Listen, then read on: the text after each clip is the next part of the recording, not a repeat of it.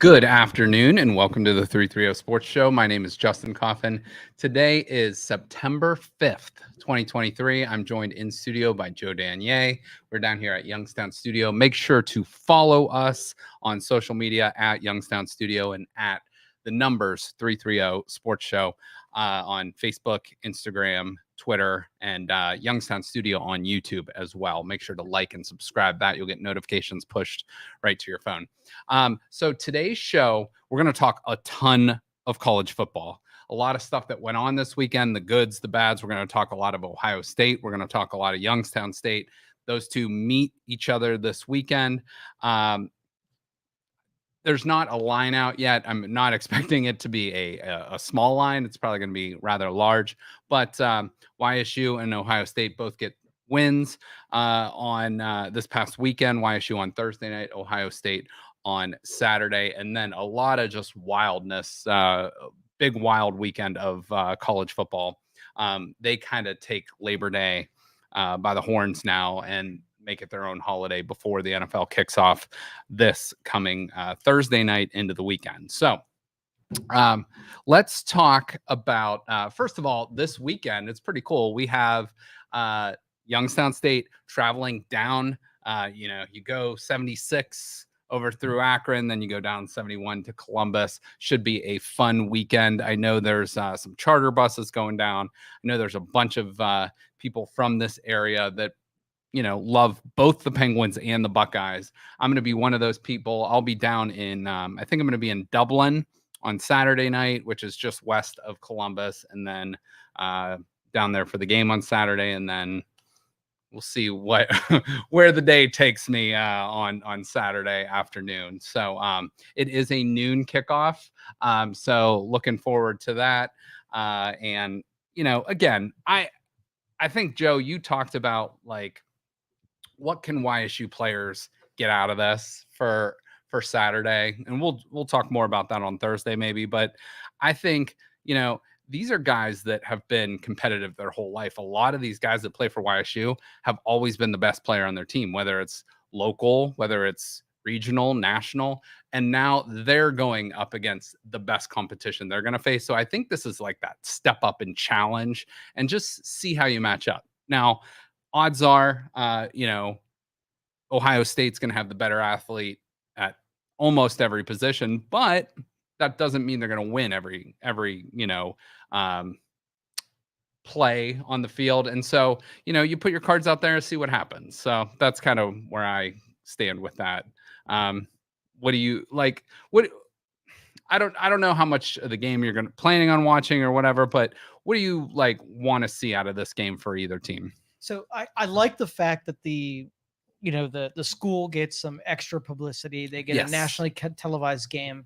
The only thing I don't like is when you're a premier athlete in your division, like your school, and if you get blown away and embarrassed. Right. And I think that's the only part I don't like about it is it's not going to be an even match, and you can't really do anything to make it even.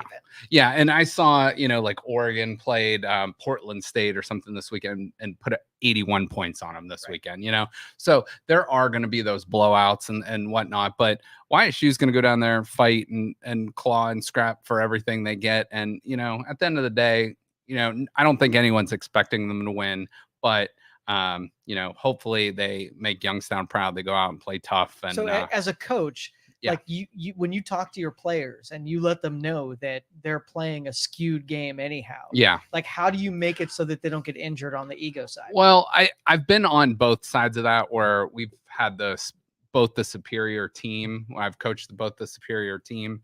And I've been on the other side where it was like, oh, man, we're going against the juggernaut here.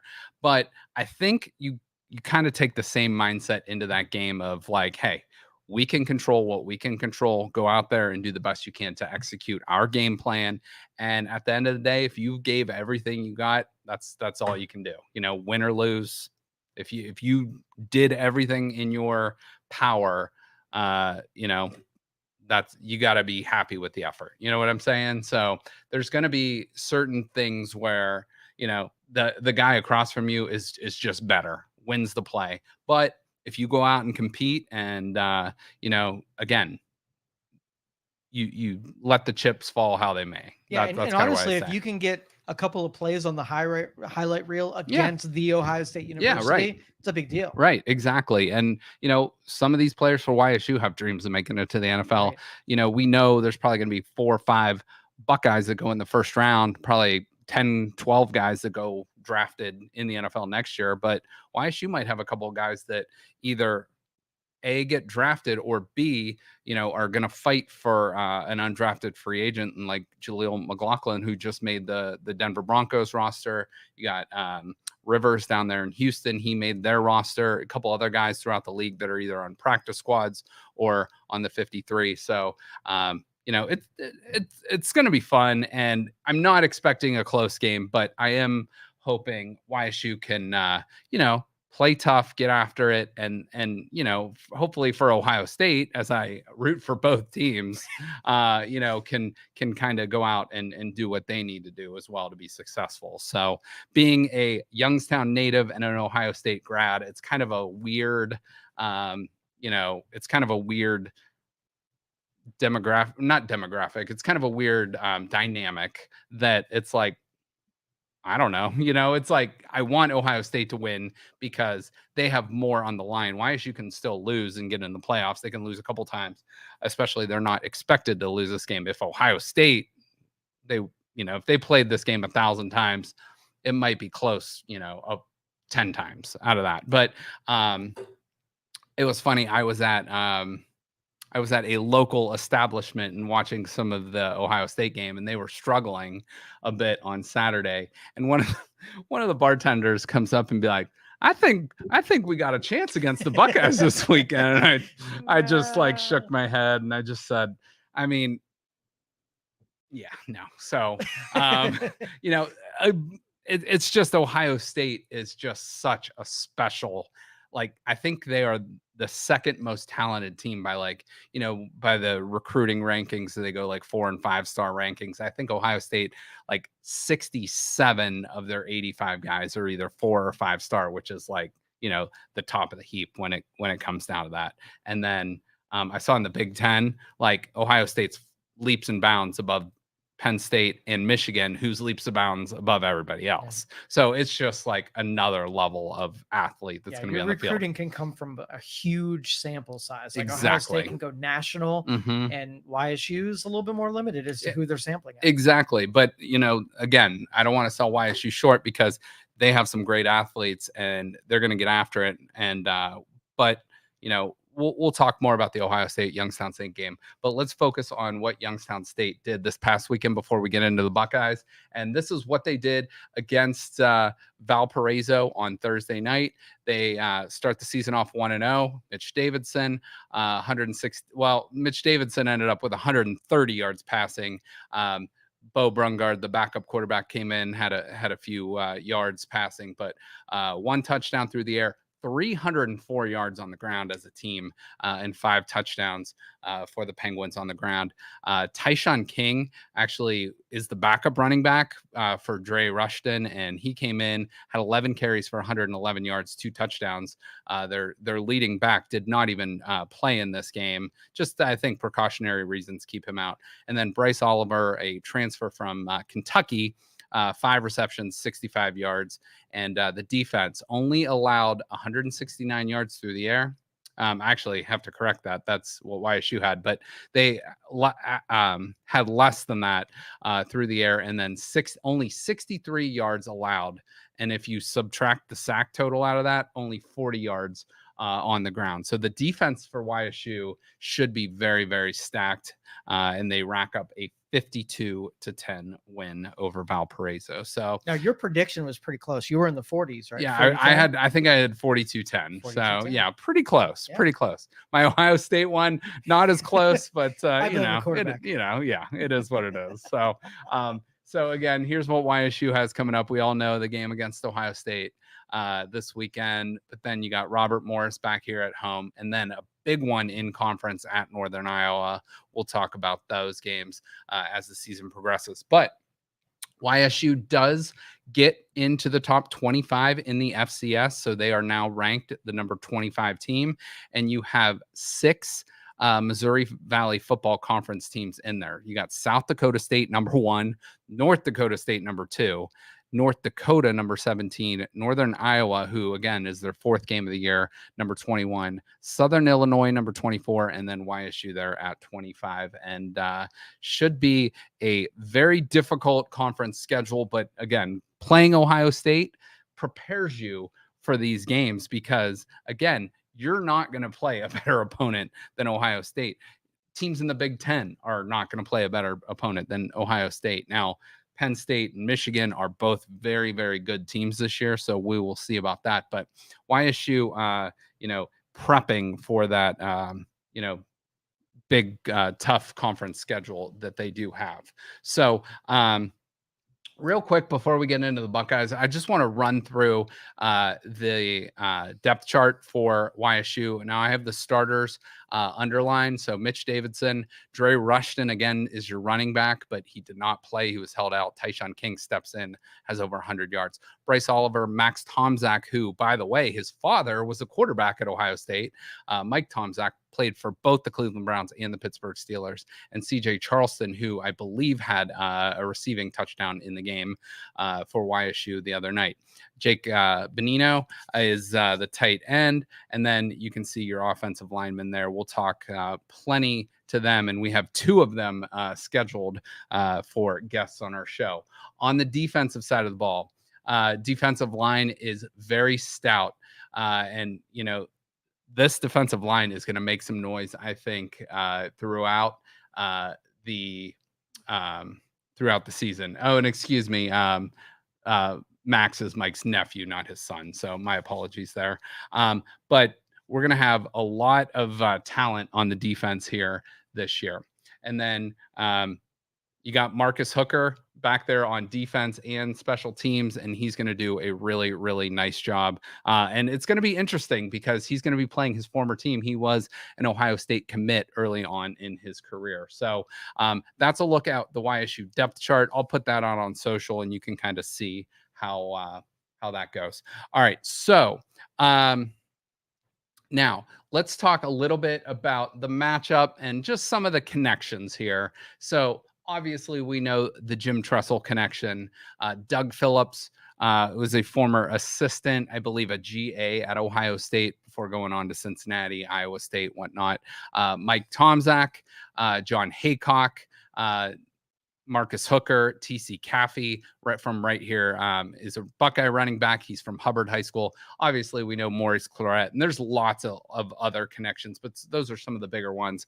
But this game will kick off on Saturday. The time is going, I believe it is a noon game as of now, and it will be on the Big Ten Network.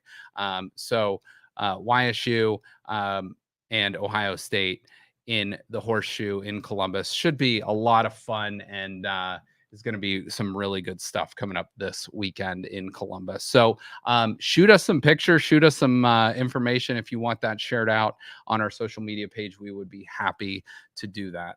All right, let's switch gears and talk about the Ohio State Buckeyes, who again will be taking on Youngstown State this weekend down in Columbus. So just kind of a game recap.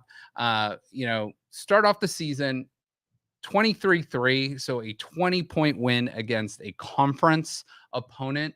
Doesn't sound super impressive, and I know Indiana's been down the last 2 years, but they really dominated the game. Look at the total yardage, 380 to 153. The Buckeye defense really, really got after it. Passing, they held a 237 to 82 advantage. Rushing, 143 yards, so actually doubled up versus Indiana's 71. I gave Chip Trayanum, the running back. He's actually from right here in the 330 as well. He's from Akron Hoban High School, and Cade Stover, the players of the game on offense. And I gave Denzel Burke and Sonny Styles, the player of the game on defense for the Buckeyes. Their defense is absolutely loaded, which over the last few years, the offense has kind of carried the Buckeyes and the defense has struggled. Maybe this year it flips a little bit until the offense kind of gets in rhythm, kind of gets its feet under them, gets the quarterback situation figured out, and they can start churning the ball out. So let's take a look at Kyle McCord this was the biggest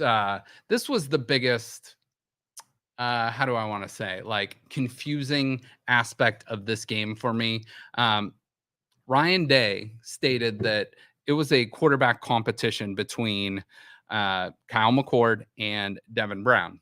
Kyle McCord played basically every meaningful snap in this game. Devin Brown had one series in the first half, and there were 3 rushing plays. So he didn't even get to throw the ball. So to me, that's not a true competition. That tells me they maybe trust Kyle McCord a little bit more. Or conspiracy theory, Joe. Okay. I read on Twitter or X. What are we calling it? We're calling it X. Yeah. Okay. So what happens if somebody tweets? Are we calling it X's? X's. Sure. They X. They X.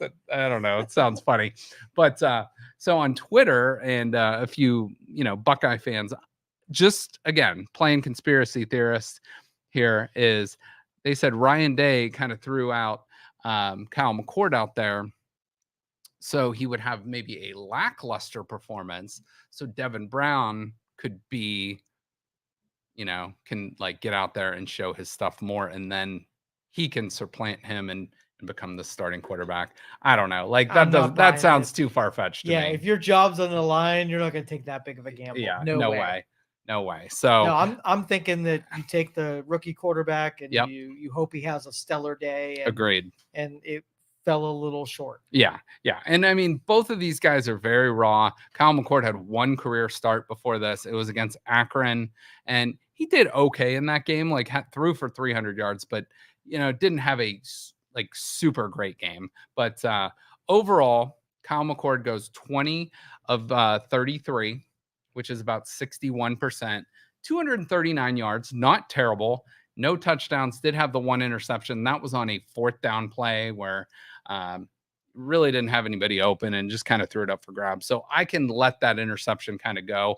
I will tell you what, I was so disappointed after this game, like immediately. And then I think like after I thought about it a little bit and like let things process, I started to like come down and be like, you know what, it really wasn't all that bad. So I don't know. Did you check out any of the game? I looked at stats after in the highlight reel, and I wasn't upset about anything. Mhm. I think as football fans, we lose patience as someone developing. You go from somebody who's fully developed and 3 years under their belt to someone brand new, and we want them to hit the ground running. I just don't think that's the case anymore. It's too competitive. I agree. And Ohio State actually, in its last 4 games they've started the season that have been on the road, they've trailed in all of those except for this Indiana game. They were only up 10-3 at the half, and it just like was very sluggish, very slow, just didn't have a rhythm to it. And that's where I think a lot of fans were getting upset. There wasn't a whole lot of rhythm and offense, where last year, I mean, we're putting up 41 points against the number 1 team in the country, the best defensive team maybe on the field at all last year with Georgia, and then you come in and you have trouble scoring against Indiana. So as a gambling person, yeah, halfway through the season, who's your quarterback? That's a good question. I have been on like more like team Devin Brown. I think he has more upside. I think McCord maybe, how that we say like ceiling and floor. I think McCord's baseline floor is a little bit higher, whereas Devin Brown's ceiling could be much higher than Kyle McCord. I think they're both very good, but I think Devin Brown might have that like little bit of it factor, that little bit of like intangible that can maybe get out of the pocket, make a play, stuff like that. Whereas Kyle McCord, I've have some friends that aren't super high on him and don't think he's like special. They think he's just like an average quarterback. So, and honestly, let's be honest, as Ohio State fans, we're pretty damn spoiled, like, Big time. It's like we're so used to winning big, having the best players on the field. And when things don't necessarily go perfect, it's like, oh, fire Ryan Day, like replace the, people were calling for CJ Stroud to be benched for Kyle McCord 2 years ago. So it's just a little bit ridiculous. But what I will say is they need to have a starting quarterback in place by next weekend. Like that's you play Notre Dame in 2 weeks. You got YSU this weekend. You have Western Kentucky the weekend after that. It's like you better have, and Western Kentucky gave up like 600 yards of offense this past weekend. So these next 2 weeks better be a good showcase for both of these quarterbacks. They better get the ball out. They better get the ball, to their playmakers, which they really didn't do this weekend. And honestly, Ryan Day, like, I know you want to hide some stuff before the Notre Dame game. I know you don't want to show everything, but it's like you could at least you could call aggressive plays still without showing too much. You have maybe the two best receivers in the country, and between them both had 5 total catches on Saturday. That's just not going to do it. So So do you unleash Brown this weekend against YSU? I think this is just me, and obviously Ryan Day is above my pay grade. Ryan Day gets paid over $9 million a year to make these tough decisions, but I would personally play one in the first quarter, one in the second quarter, and then whoever plays better, let him play the second half and let that guy be your starter for game 3. Now, because this like 2 series, 3 series, 1 series, whatever it might be, I don't think that's good for the team. I don't think that's good for a guy looking over his shoulder if he makes a mistake. Like it was funny, Devin Brown's 1 series that he did get in the first half was right after Kyle McCord threw the interception. And like to me, if I'm McCord, I'm like, oh shit, they benched me after I threw that interception. And so that's just my personal opinion is like, you don't want guys looking over their shoulders. And you could say, hey, we have a really good situation in case that guy does get hurt, but you got to pick one guy and go with them. I think that's good for the team. I think that's good for the coaching staff. I think that's good for the teammates. So I don't know. Just my opinion. When would you pick the starter?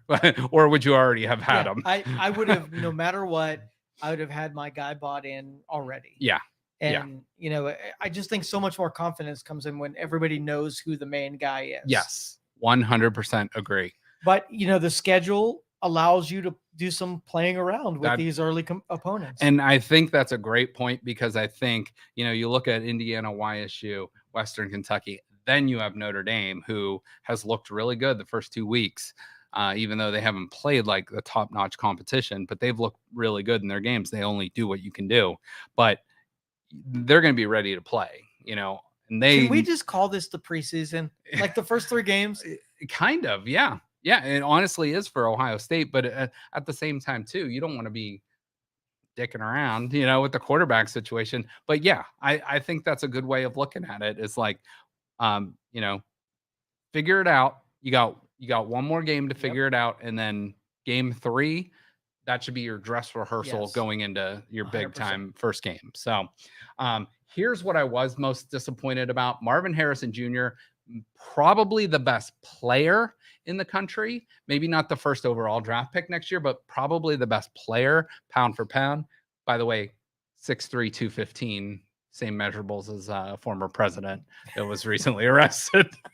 I mean, they look pretty much identical. Anyway, not a political show here, but only had 2 receptions for 18 yards, which is, do the math, 9 yards a catch, no touchdowns. He did have a touchdown and he stepped out of bounds. And you can't do that. You can't step out of bounds and then be the first person to touch it. So that was like a 30-yard touchdown. So his numbers, 3 for 50 and a touchdown look a heck of a lot better. But see, when there's a quarterback competition, I look for like a conservative play. Like really, if you put yourself out there and want to show that you can, take your offense down, score points and whatever, I don't see a Harrison type of thing developing until later on once that quarterback's established. Yeah, and that could be very fair. Like establishing a rhythm, establishing a rapport with a guy. And a lot of people will say, well, Harrison and McCord played together in high school. That was 3 years ago at least, so that rapport might be there, but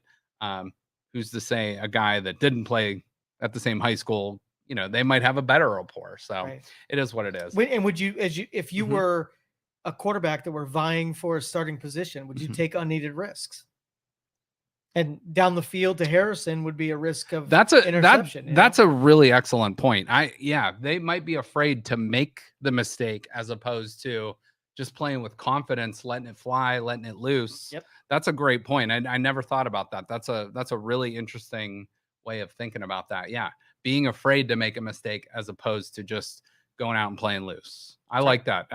Yeah. And hopefully both of these guys can get out there, play loose and see what happens. So, one of the biggest disappointments, and these guys should be judged tough because you have the two best wide receivers in the country, arguably maybe the three best wide receivers in the Big Ten.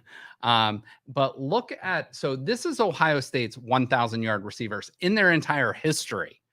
Two of them were last year. So Marvin Harrison and Emeka Egbuka, excuse me, had the number 4 and 5 seasons ever receiving yardage in Ohio State history last season. 1,263 yards for Harrison. Egbuka had 1,151. They combined for 5 catches and not very many yards, not even sniffing 100 yards on Saturday. So that needs to get cleaned up because, these guys are your playmakers. These are the guys that if you do happen to win the Big Ten, if you do happen to play for a national championship, these are the two of the, 5 or 10 guys on your team that are going to get you over the top and get there. Because look at those wide receiver lists: Jackson Smith and Jigba, NFL rookie, possibly rookie of the year; David Boston, former NFL star; Terry Glenn, former NFL star; Chris Carter, Hall of Famer; Michael Jenkins, one of the best receivers in Ohio State history; Paris Campbell, NFL guy; Garrett Wilson, NFL rookie of the year on offense last year.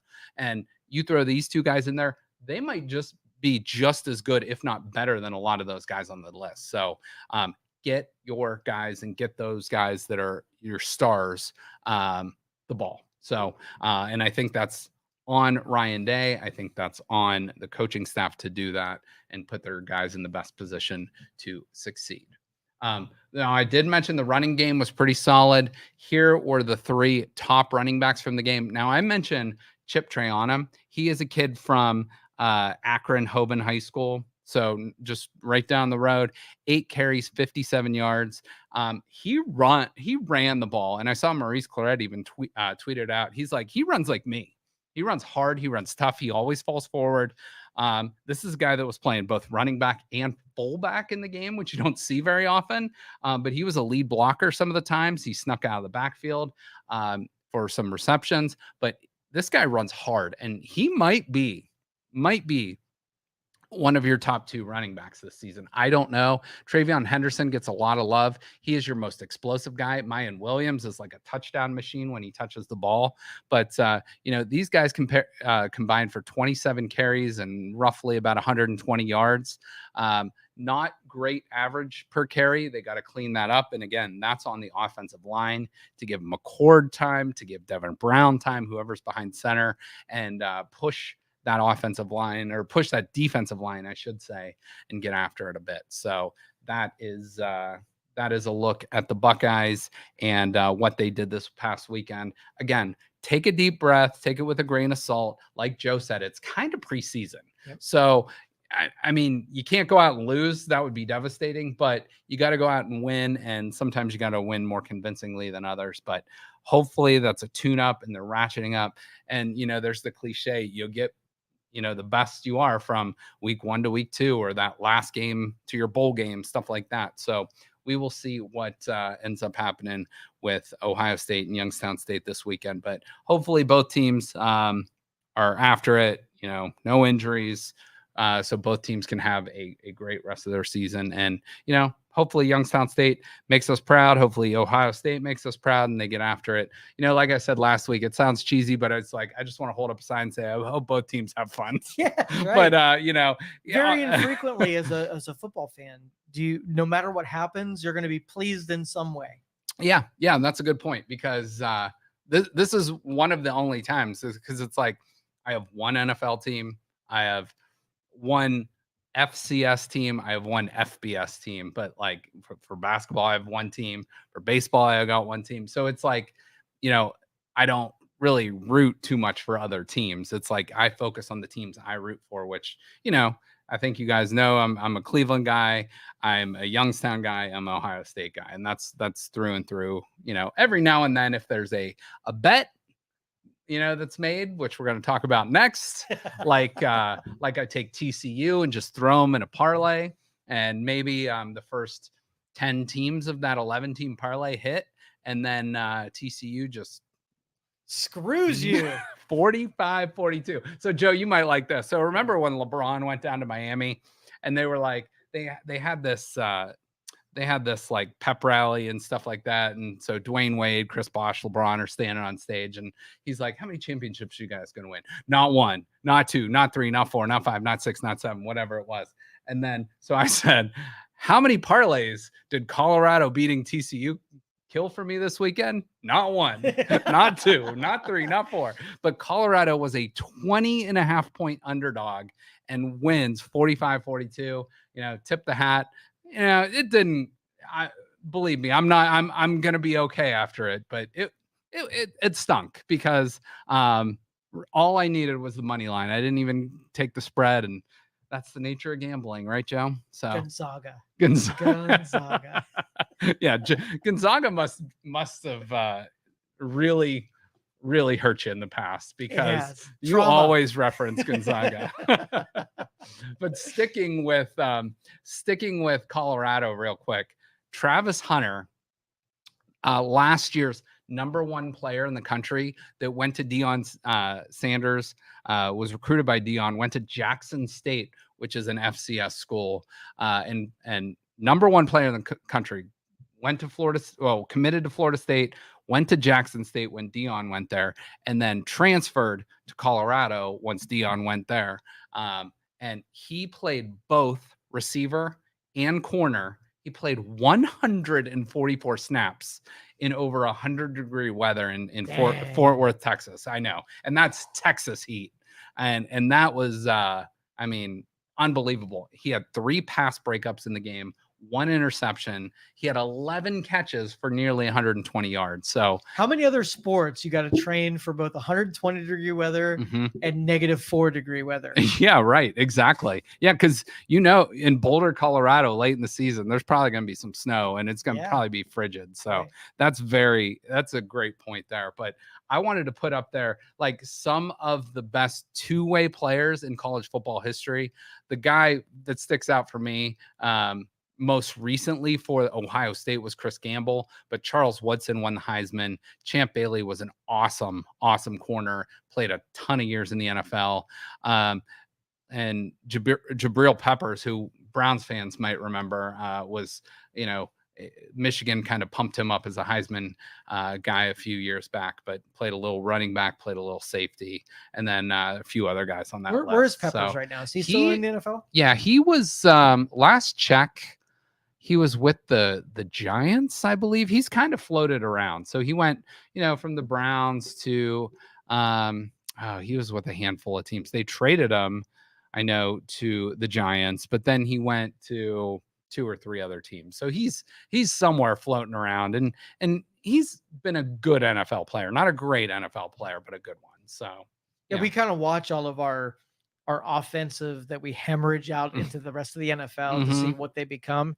And there aren't a whole lot that end up like going upwards. Yeah, right. They stay the same. One guy that's really great, because I hear his name a lot now with the Buffalo Bills, is Jordan Poyer, and he was just like a special teams guy with the Browns, and he's now like one of the best safeties in the NFL. So good for them. But hopefully the Browns start acquiring more of those players than losing more of those players. Right. But you're right, not a whole lot of guys have left and been like, damn, that a couple offensive linemen that I can think of and stuff like that. A couple linebackers, one wide receiver, one tight end. Yeah. So a couple of them. There's been a couple guys that have went on to better things, but when you're with the Browns in the mid-teen years, those were some rough rough years. But this year, which we're not going to talk about the Browns today, we'll get to that. All right. We will get to the Browns on Thursday. There'll be lots of Browns talk, but you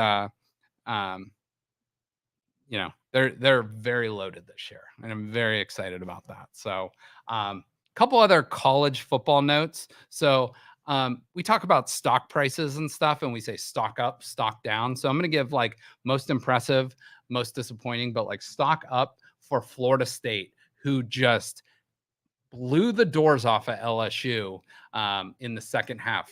LSU was up 17-14 at halftime. And I think Florida State scored 28 or 31 unanswered points and just whooped them. So Florida State, most impressive team of the week for me. Utah, they were playing at the same time as YSU on Thursday night. Utah just whooped the Florida Gators. Now the score, I think it was like 24-11, but they dominated that game. They just dominated. From Colorado, you got to put Colorado up there. I saw the AP poll just came out. They're in that top 25. That was a 1-11 team last year, and they beat TCU, who was now it's not the same TCU team that played in the national championship game last year, but it's still the same program that went, 12-2 or whatever it was last year, 13-2, and played for a national title. So Colorado and Deion Sanders doing great things there. Washington beat up Boise State this weekend, did a great job. North Carolina knocked off its cross-state rival South Carolina. And then how about last night, Duke of all Duke just whooped Clemson last night, just whooped them. And I saw it was a Michigan guy that tweeted it out of all people. They said that COVID year when Ohio State beat Clemson in that 2020 playoff game, they said that broke their football program. And that was cool for a Michigan guy to say that. And because there's a lot of people that are not huge Dabo Swinney fans, and I'm one of them. but Duke, just what a win for them. And that was not Duke basketball. That was Duke football last night with a huge win over Clemson. And then the other disappointing team I had this weekend, maybe not by their own fault because of their coaching situation and whatnot, but Northwestern. Your Rutgers Scarlet Knights just blew out Northwestern. So if we're talking Big Ten relegation before, I think you're right with Northwestern. They might get the boot if we were doing relegation. What was your disappointment with LSU? Oh, LSU LSU came into that game against Florida State and was the better team, in my opinion. I think Florida State had the better quarterback. LSU had the better roster. Brian Kelly, not a huge fan, former Notre Dame coach, but LSU's second half was an absolute embarrassment. Florida State just destroyed them from that first kickoff of the second half till the final whistle. So very, very disappointing for LSU. And they were the number 5 ranked team preseason coming in. Florida State number 8. But so a pretty, equally matched game, but Florida State just dominated them, and it was cool to see. So let's switch to another disappointment and a clown. Let's talk about Jim Harbaugh, who did not coach. My favorite. Did not coach his game. Michigan does win 30-3 over East Carolina, who's not very good. But he said in a press conference, "There's no offense, there's no defense, there's a we fence." And I just wanted I see this to puke. Hammer and sickle there. Like that's pretty so I just dramatic. I just threw in the clown emoji there just for fun, because Michigan, you have to give them credit. They've been very, very good over the last 2 seasons. Very good. Harbaugh is Satan. He is and Satan and a clown. So maybe what was that guy that he was Ted Bundy? Was that him? That was dressed up as a clown. So I'm not comparing him. I'm not saying he's a serial killer, but he's maybe like a psychopath like those guys. He's on the trail. He's on his way. Yeah, he's just a straight up weirdo. So let's go to another team that has been totally agonized. And I feel for Nebraska, because Nebraska is, you could argue Nebraska is one of the blue bloods of college football, based on like the past 100 years or so. They've, won multiple national titles, had a amazing run. But over the last several years under Scott Frost and now Matt Rule in his first game, they have just lost some unbelievably heartbreaking games. They are now 7-26 in one possession, so 7 or less points. They have to be the most tormented fan base in all of college football. So, feel for them. That's rough. I mean, it's honestly like it reminded me of being a Cleveland Browns fan for a long time, because it would almost be like you'd manufacture new ways to lose. Yep. And there's no worse feeling of being a fan of a team and then getting empathy from like an opposing fan base, because when when another team like hates you or doesn't like you, it's like, okay, well, it's probably because we're at least good and we're competing. But it's like when fan bases start feeling bad for another, it's like, oh man, that's like a new level of low. You know what I mean? It's like, well, programs like Nebraska and Wisconsin, like they're up and they're elevated and put on the pedestal. So their fall is harder because when they have those off years, it's dramatic. Yeah. And Wisconsin, a Wisconsin off year might be 6-6 or 7-5. For Nebraska, they've had some 3-9s, they've had some 4-8s. Right. It's unfortunate because, and who did they fire a couple coaches ago? Bo Pelini. He won 9, maybe 10 games every year, and it's like that wasn't good enough. And now it's like, well, maybe look at what what you've done. And so I don't know, but maybe that's a little karma for firing Coach Bo. So we'll see. I'd like to hear Bo Pelini's opinion on that if he'd ever share it. So yeah, is he a guest on the show in the well, future? I don't have him booked, but if anybody out there's got Coach Bo's number and I'll send you mine and he can text me, and I would love to get Coach. We are Bo friendly here. Yes. And I have some family and friends that know some former Nebraska players, and maybe we can get in touch with Bo, because I think he'd have some great stories too. So, and by the way, if you on Twitter or X, like we were talking about, one of my favorite accounts to follow is Bo Pelini. It's like a parody account, but it's so great. That's all I'll say. Just go follow it if you can. So, all right, going to Chip Kelly. New rule in college football. We didn't talk about this. The clock does not stop on first downs until the final 2 minutes of each half. I've completely disregarded talking about that before, because I didn't think it was going to be a big deal. It's a huge deal. It like shaves a ton of possessions off. And Chip Kelly said it best. I think he said, these new rules are crazy. We have 4 drives in the first half. Normally it'd be like 6 or 7. Hope you guys are selling a lot of commercials. So obviously, not a fan. Well, yeah, not a fan. And I think a lot of like Indiana, for example, I think was playing to not get blown out. They weren't playing to win. They were playing to shorten the game.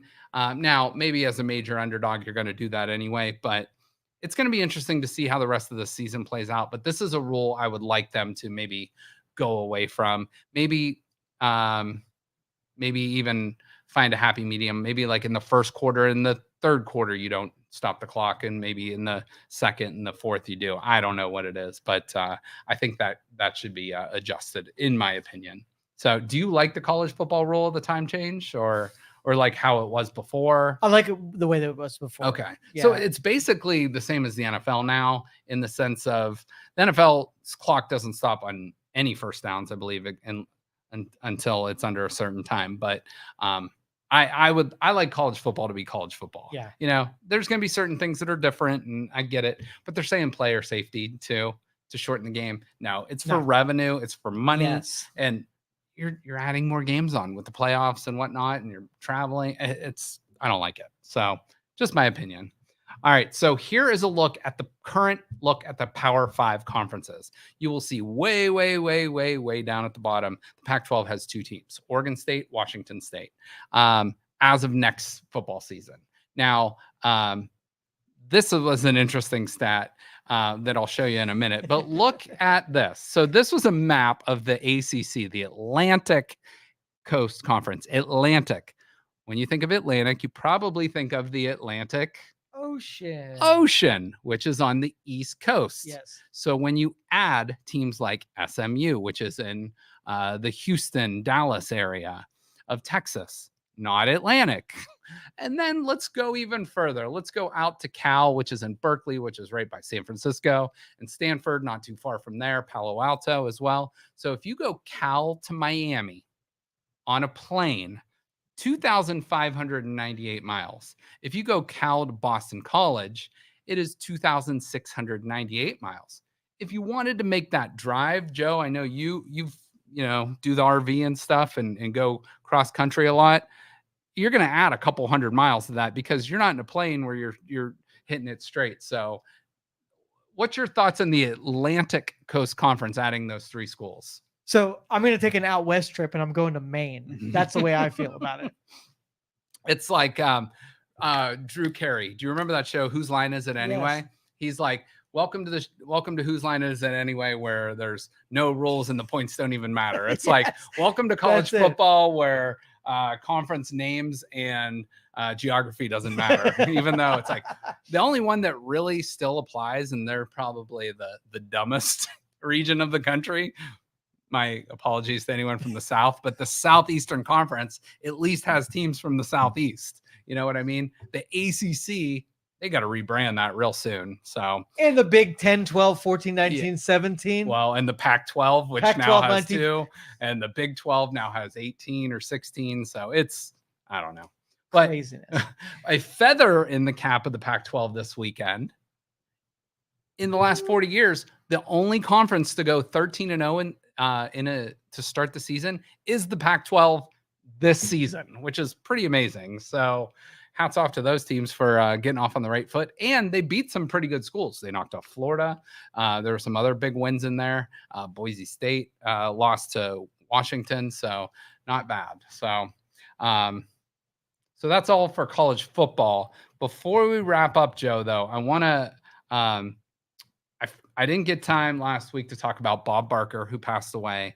And then I think it was yesterday or the day before, Jimmy Buffett passed away. So 2 icons of TV and music. And I like to sprinkle in some pop culture in on this show. And these guys are such a part of our zeitgeist or whatever you want to call it. But they are, you say Bob Barker, you know who The Price is Right is, right. Whether you're an 18-year-old or a 75-year-old.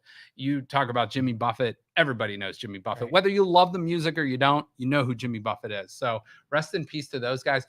Do you have, before we close out, do you have like a favorite? Do you watch The Price is, or did you watch The Price is Right as a kid? Every time I skip school. Yes. 100%. I think a lot of people associate The Price is Right with not going to school because it was on at like 11 a.m. So it's like Bob Barker, me and chicken noodle soup got along great. No, even those hooky days too, when you were probably ordering pizza out or something. So, do you have a favorite Price is Right game? Oh man. The yodeler guy. Yes, that's mine too. Really? Yodeling. Where you got to get it within X amount or it goes up, increases by dollars. That game's hard. I would say that or Plinko for me. Yeah, Plinko's good. There's some other games. I've usually I work from home or do stuff at home on Wednesdays. And so Wednesday, when I'm like getting lunch ready or something, I'll watch that. From no time disrespect. Drew Carey just doesn't have what Bob had. I agree with that, but I will say I think Drew Carey does a pretty good job. He's not Bob Barker. Not Bob. Not at all. But I think he does a pretty good job. And then with Jimmy Buffett, were you a Jimmy Buffett guy? I wasn't. And there was a couple times when I stopped at a vacation spot and there was a Jimmy Buffett concert nearby. And the people that he attracted there, I was so impressed with how many types of people. Yes, very down diverse. With the whole, you know, drinking, partying, having fun thing. He did a lot of collaborations like later on in life, and he's got a song like Knee Deep that's with the Zach Brown band. That's awesome. You know, there's so many good songs and good music, and it's just that kind of music that's like vacation, chill, put you on a, he's got that get drunk song. So it's like all about having fun. That was his brand. Exactly. Can I ask you about a baseball thing? Yeah. Do you care? No, please. All right. Saturday show, someone hit me with a a technology question Yeah. about baseball. And there was an article about baseball was entertaining the sensor. So, spikes, balls and strikes. The computers and sensors could determine whether or not the umpire was wrong Okay. and calling the balls and strikes. Sure. What are your thoughts on whether or not involving technology in a human endeavor? My first initial thought is it's going to get there. I think eventually there will be some sort of robot umpire behind the plate for balls and strikes. I think you need those normal, regular umpires out on the field. But I think for a good reason, safety. Every now and then, and I'm not talking like once a season. I'm talking like probably 20, 30 times a season. You see an umpire like get hit with a foul ball, get knocked out, something like that. So maybe for personal safety, that might not be a bad idea, but also a consistent strike zone, because that is the most baseball. First of all, I think is the hardest sport in the terms of hitting a baseball. And these guys, so many of these pitchers can throw 100 now, but they also have a curveball, they have a slider, they have a knuckleball, whatever, a split finger, change up, whatever it might be. They got all these different pitches, and their ball moves like crazy. So it is almost too difficult to expect a human being in like a split second to call a ball or a strike. It's hard enough in little league baseball or high school baseball, but then when you're talking about like next level college, high school, or I'm sorry, college professional, I think it will probably get there. Will it? Probably. Probably. Well, but how what do many you? questionable calls decided games? Probably a lot. Ton, Yeah, that'd be hard. That'd be a hard number to quantify, because it's like, there's some calls that happen in the first inning that might affect something that happens in the fifth inning. Exactly. If you're up and you're noticing the umpire's calling, the outside pitch for a strike, and it's a ball, but they're going to call it a strike, it's like you're probably going to swing at that. Yep. So if hypothetically you're up in the first inning, you get called out on that pitch, you're like, I'm going to swing at that next time. So maybe you swing at a ball you don't want to, and you hit into a double play, or something happens. There's a lot of like little butterfly effect things that happen over a course of a game that could change it.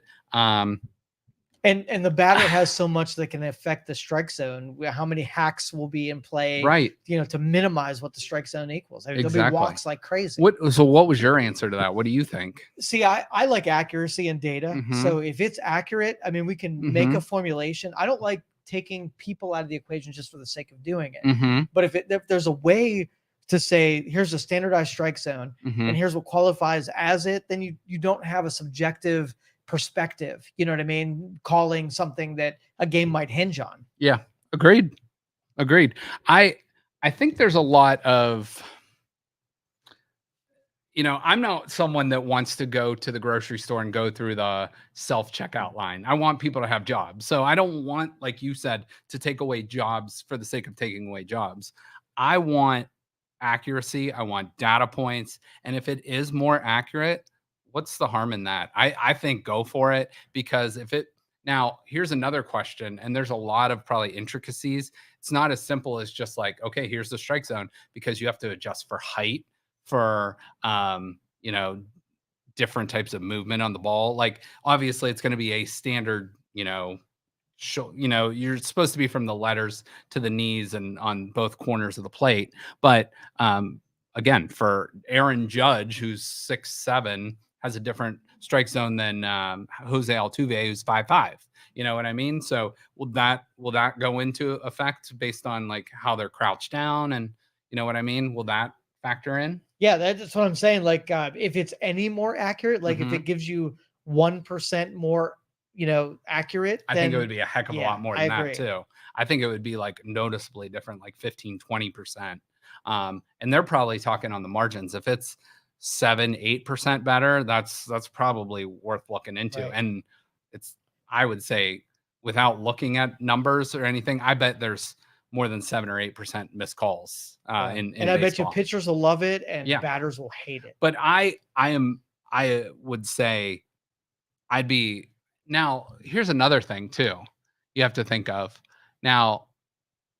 The home plate umpire like will call someone safe or out at home. They'll also rotate for other calls and throughout the line. So how would like a play at the plate be judged? Would that be by like an eye in the sky Well, or if I were doing it, I'd put a sensor in the ball, a sensor in the plate, Mhm. and a sensor maybe in the bat or something on the player. Okay. And then that way it would register strike zones and then where the ball actually appeared and whatever. You'd still need a human being for judgment calls as far as Yes, I timing and when things happen. I agree. And then you still have instant replay. So Right. you're really expediting the game. The other thing that I maybe don't like would be the arguments between the managers and the home plate umpire, because those are some of the best things in baseball. Tommy Lasorda, baby. Exactly. He was the best. He was so good. The Pirates used to have a guy that would like Lloyd McClendon, I think was his name. He would like rip up first base and throw it. Lou Piniella was another guy. The old Baltimore Orioles coach, I can't think of his name, but he was just like a legend for that stuff.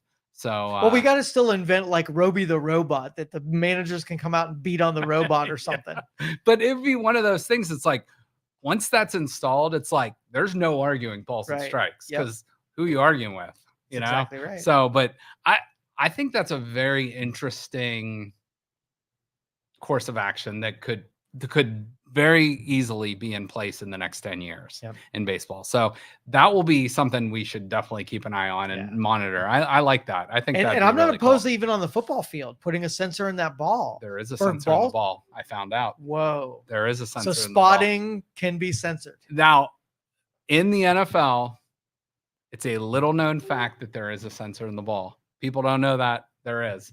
And if you don't believe me, Google it, because there is a sensor in the ball. And Roger Goodell even referenced it in a press conference last year. Do you remember Baltimore was playing Cincinnati in the playoffs? Okay. And the Baltimore quarterback, I think it was Tyler Huntley, reached over to try to get the ball in the end zone. And one of the Bengals players hit it out of his hand. And Hubbard for the Bengals took it the other way, 100 yards or 97, whatever it was, for a touchdown. Roger Goodell said something like, oh, well, the chip in the ball said he was still like 6 inches away from the goal line. Ooh. So as I am 99% sure there's a chip in the ball, unless Roger Goodell just had a slip of the tongue, or I don't know, just maybe it was BS and I don't know, but I would say Google that, because I'm pretty sure there's a chip in the ball, the football.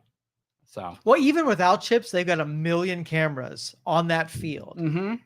Them getting it wrong is the most absurd thing. One of my biggest pet peeves in football is they still have to use the chains to come out and measure. It's like maybe, okay, let's say you get a first down at the 29 3/4 inch line. Just move it up to the 29 or 30 or whatever, and like make it, you have to get to that beginning of that next hash, that mark. So just my opinion. So the baseball thing intrigues me. I'd like to talk more about that in the future. Okay. For sure. One more baseball note, since you brought up baseball. Ronald Acuna Jr., one of the best players in all of baseball. He got married last week and became the Major League Baseball's first 30 home run, 60 steal guy on the same exact day. Actually hit a grand slam in that game as well. So one of the best players gets married and becomes the first thing in baseball 30 and 60 guy.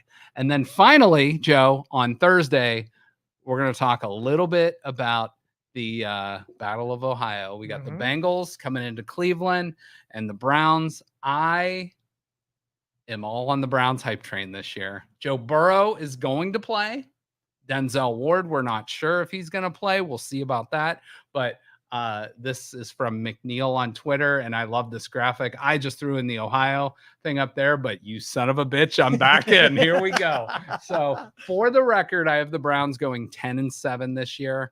Like I said, I could see them the very floor, I think 8-9 based on injuries and health and stuff like that. I think they could go 12-5 as well. So somewhere in between. So I went with 10 and 7. So we'll talk plenty more about the Cleveland Browns on Thursday. Do you have a record prediction for the Browns, by the way? I don't want to get into that, man. All right. What I want and what I think are just really different. Yeah, now. And maybe you don't want to jinx it or anything like that. So, and then the final thing, this is a must-win next 2 games for the Cleveland Guardians. They play the Twins, who are now 6 games back of, I believe. And if they don't win, their season's over. Or actually, they're 5 games back. So they win the next 2, they're only 3 games back with about 25, 30 games to go. If they lose either of those 2, they're done. So Guardians go out and get the win. And then finally, here's our guests coming up. I will tell you when those are coming up. But we have Mitch Davidson, YSU quarterback, Dre Rushton, running back, Max Tomczak, Bryce Oliver, Aiden Parker, RJ Johnson, Jake Benio, and Jake Benio, excuse me. I pronounced that wrong. And Michael Voitis. So those are 8 guys we have scheduled. And Bo Polito. Yeah, we need Bo Pelini. Bo Pelini we will get at some point and we'll talk about the NFL on Thursday. But for Joe, I'm Justin. We appreciate you watching. Make sure to follow, like, subscribe, all that good stuff. It helps us out. And we will talk to you on Thursday. Thank you for listening to this show on Youngstown Studio. If you like our programming, we invite you to subscribe to our YouTube channel, follow our Facebook page, or subscribe to your favorite podcast platform like iTunes or Spotify. This is original